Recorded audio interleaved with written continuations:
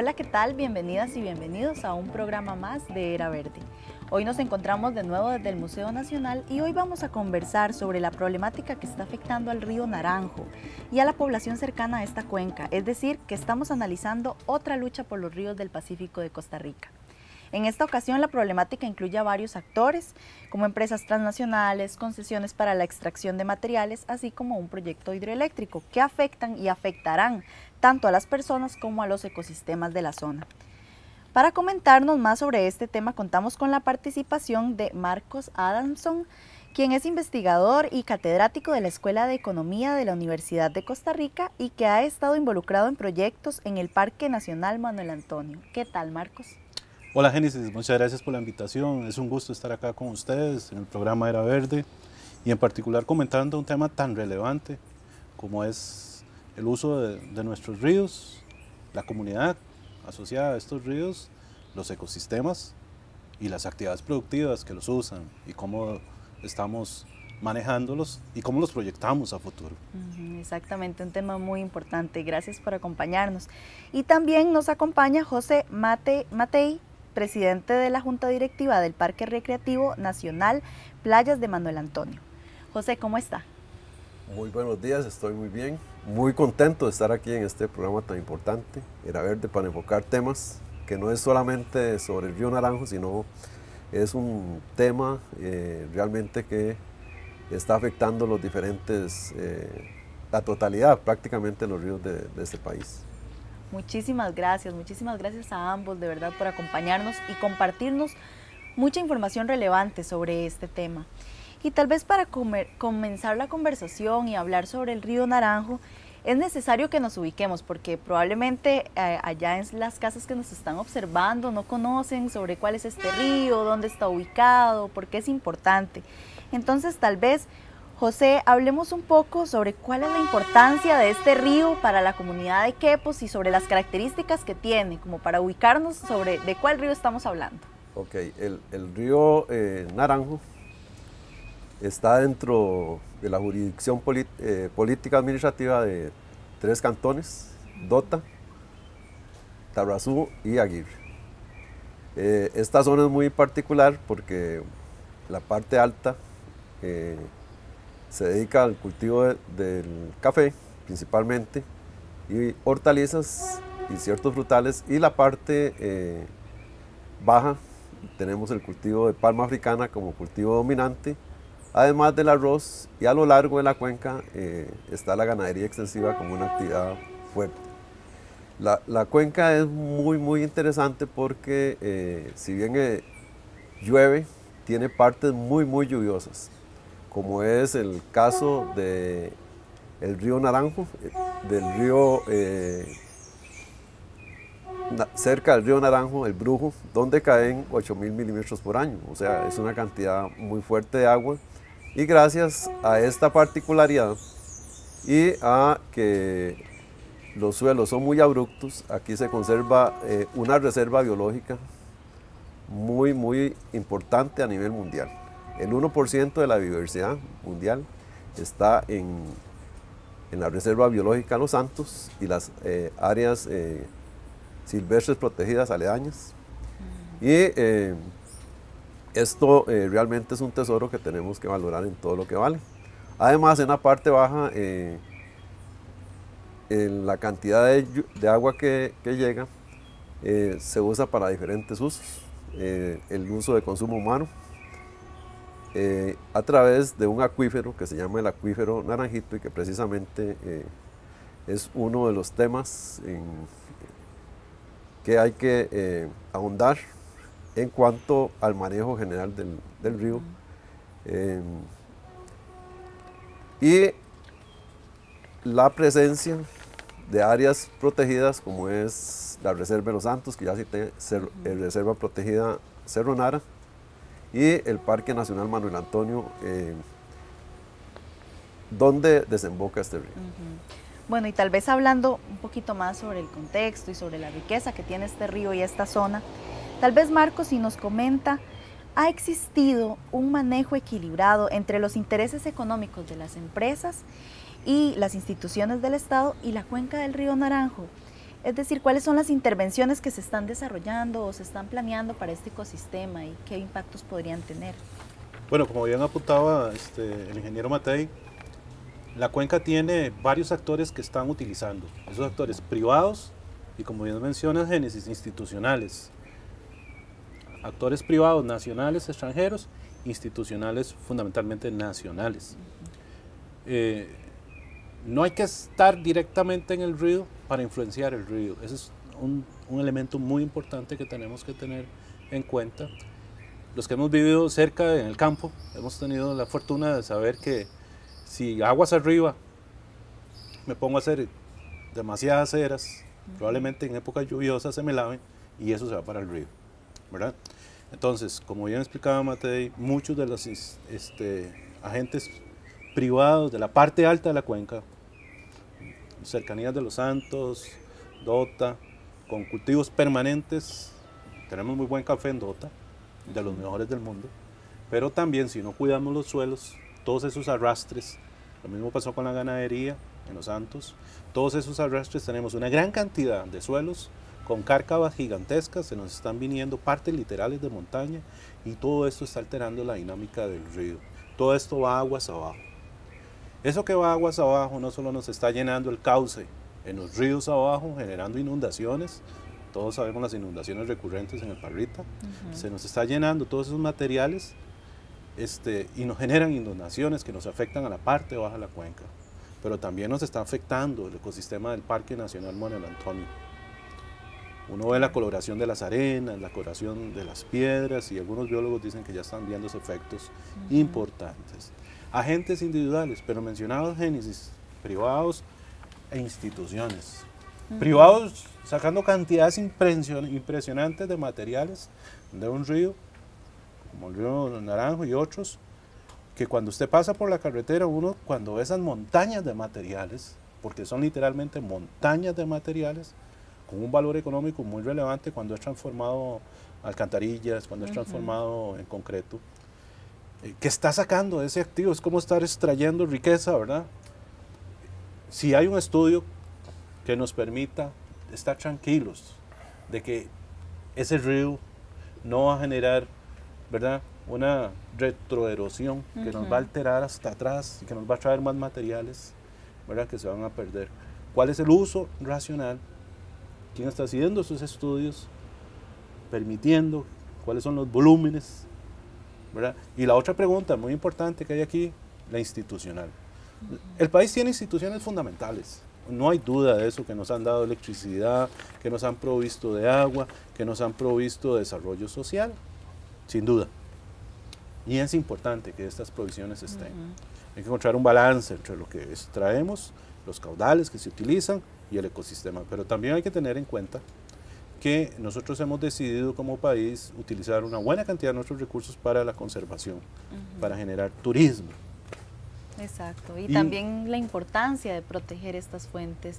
Tal vez en el siguiente bloque podemos profundizar un poco más sobre cuáles han sido esos impactos que están teniendo, se están dando dentro del río debido a todos estos actores que lo están utilizando. Bueno. De momento siga con más de Era Verde.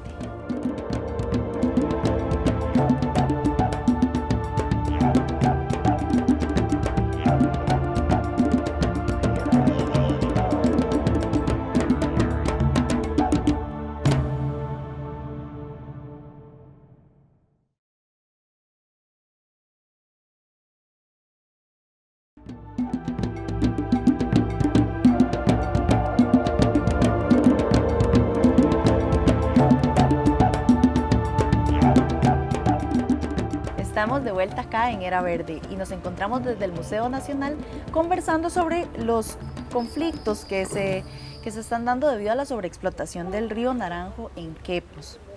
Bueno, tal vez, José, si usted nos comenta un poquito, ¿cuáles son entonces, para recapitular lo que hablamos en el bloque anterior, cuáles son los grandes temas que están poniendo en riesgo a este río y al ecosistema en general que le rodea?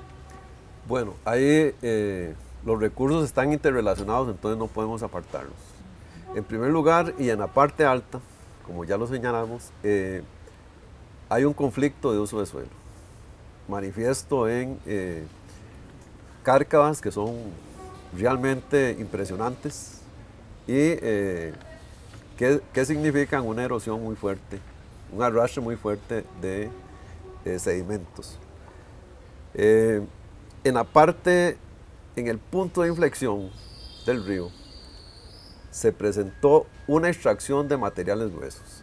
Esto prácticamente redujo la velocidad, la resistencia del río y al explotar, al venir las grandes avenidas, en el caso de los huracanes, hablamos del César, del Mitch y otros huracanes, el último fue en el 2010, se pone en peligro la infraestructura social y económica de la parte baja.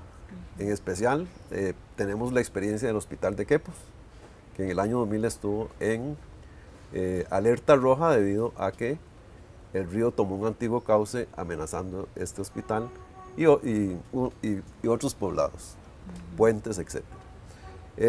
La intervención geológica que se ha venido desde la década pasada también es una explotación que realmente no vemos que tenga un control debido. Y esto aunado a otras intervenciones humanas como es la extracción de agua en la época de verano, ha creado un caldo en el río que se desplaza hacia el Parque Manuel Antonio. ¿Y cuál es la importancia de esto? Bueno, que según los estudios ya de diferentes biólogos, los corales del Parque Manuel Antonio están muriendo, si no es que han muerto. Y eso es muy grave para una área, para un parque que es el parque más visitado de Centroamérica. Claro.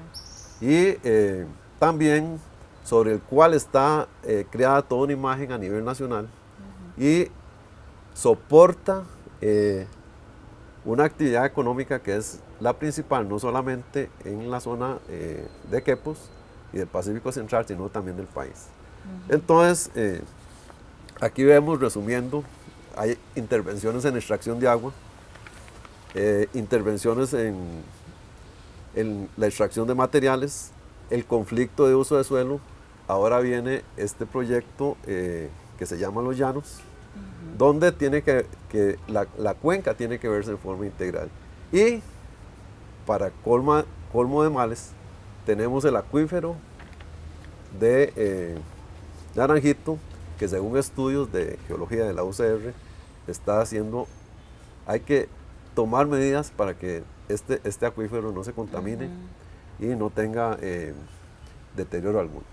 Y precisamente sobre las medidas, como hemos venido conversando, tanto este proyecto hidroeléctrico, Los Llanos, como concesiones para extraer material de construcción y la concesión de riego para palma, para cultivos de palma, han generado reacciones en distintos sectores. ¿Qué acciones están haciendo las personas o qué se ha despertado? ¿Se ha movilizado interés respecto a la protección de los recursos? Tal vez Marcos, si nos comenta un poco de esta cuestión. Bueno, hay que tener en cuenta, por ejemplo, que la comunidad de Aguirre Parrita es una comunidad con mucha experiencia en movimiento social. Es una comunidad con grupos organizados, ambientales, con fundaciones, con agricultores muy conscientes de la situación que están viviendo por diferentes circunstancias. Matei explicó algunas de ellas.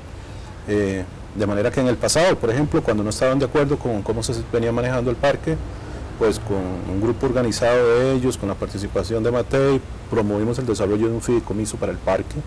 Con eso se logró pagar el 50% de las tierras que se debían de ese parque, porque el Estado a veces declara parques, pero no paga las tierras.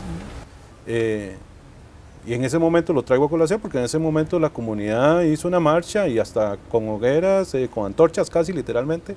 Y o sea, la comunidad de esa zona es una comunidad que no tiene miedo a salir a la calle y tomar posesión y exigir y organizarse. Ese es un elemento que nuestras autoridades tienen que tener muy en cuenta. El segundo punto es que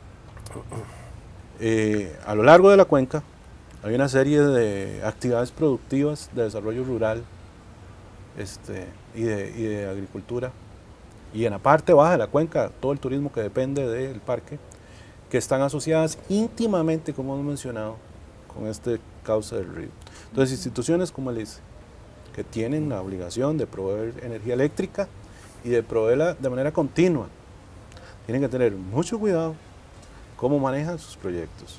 Entonces, si se va a desarrollar un proyecto hidroeléctrico, el componente social debe estar imbuido, la comunidad debe tener un enfoque participativo y quisiera ver los estudios de análisis beneficio-costo bien hechos, que demuestren, por un lado, que vale la pena hacerlo, cómo están integrando de manera activa a estas comunidades para que sean parte de los proyectos y no agentes externos que perdieron sus actividades productivas y quedaron excluidos. Y el otro elemento crítico es cómo este proyecto me asegura que las avenidas de agua se van a controlar, pero que además no me van a afectar el ecosistema en un punto tal que anula el proyecto.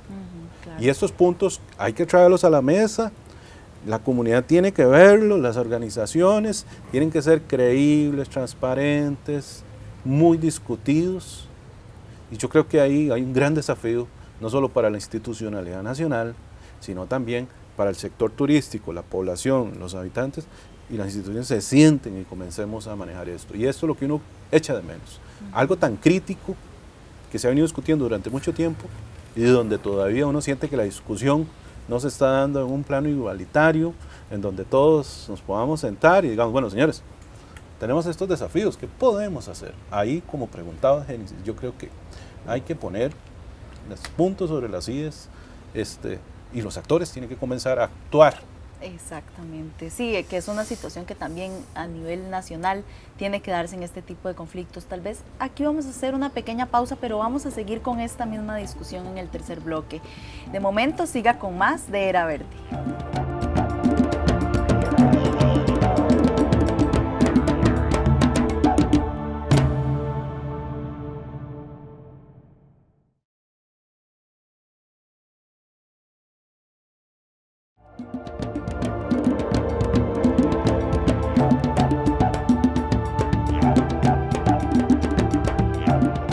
Estamos de vuelta acá en Era Verde y el día de hoy estamos conversando sobre los conflictos que hay en el río Naranjo, en el cantón de Quepos, bueno, involucrados otros cantones, debido a la sobreexplotación de este río por diferentes empresas, tanto privadas como también instituciones nacionales.